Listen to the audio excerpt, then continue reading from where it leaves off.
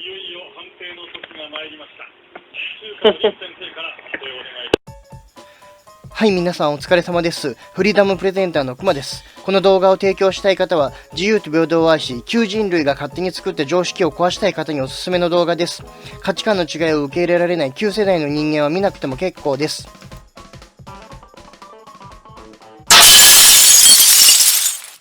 年末総選挙。官僚、公務員、政治家の働きをジャッジします。年1回総選挙を行い、その年の政治家、官僚、公務員の仕事をジャッジします。もし期待外れなら給料全額返金を要求します。費用は今いるすべての議員や官僚、公務員に負担させます。毎月ジャッジ費用を徴収し、それを使います。消防、救急、警察、自衛隊など人の命に直接関わる仕事は対象外とします。総選挙を毎年実施します。毎年総選挙を行い、その年のお役所仕事の働きをジャッジします。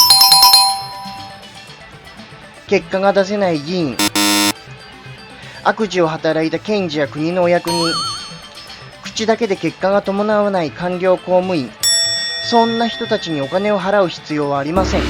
国民全員で総選挙を行い、その年の評価を直接下せる法案を作りましょう。国会議員の任期は4年です。国会議員の平均年収は1人2000万前後、4年間で8000万から1億円前後となります。4年間も無駄なお金を払う必要はありません。使えないお役人は税金泥棒と一緒なので、さっさと見切りをつけましょう。イエスはノーだけで判定を下します。評価ができるならイエス、無理ならノー。一刀両断でスパーンとジャッジします。国民総選挙でノーが多ければ年収を半分ずつ減らしていきます。我々納税者はお客様です。役に立たない税金泥棒など即刻切り捨てるべし。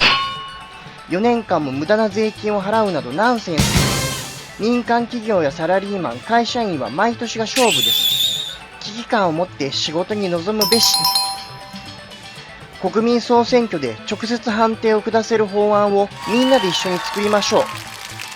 すべてのお役人を対象にすれば不公平はありません。毎年みんなでジャッジしましょう。選挙にかかる費用はすべて官僚、公務員、政治家から徴収します。日本の公務員の数は国家公務員が58万人、地方公務員が274万人、天下り者数不明。1人100円ずつ毎月徴収すると39億8400万円にもなります。素晴らしい金額です。1人100円ずつ徴収しただけで年間39億8000万円も確保できます。官僚や政治家の給料はもっといっぱいあるはずなので、コロナウイルスの負債はすべて公務員、官僚、政治家にたかりましょう。1人100円とドケチなことを言わずに、毎月給料の1割から2割でいいです。コロナ騒動が収まるまで国民給付金として寄付してください。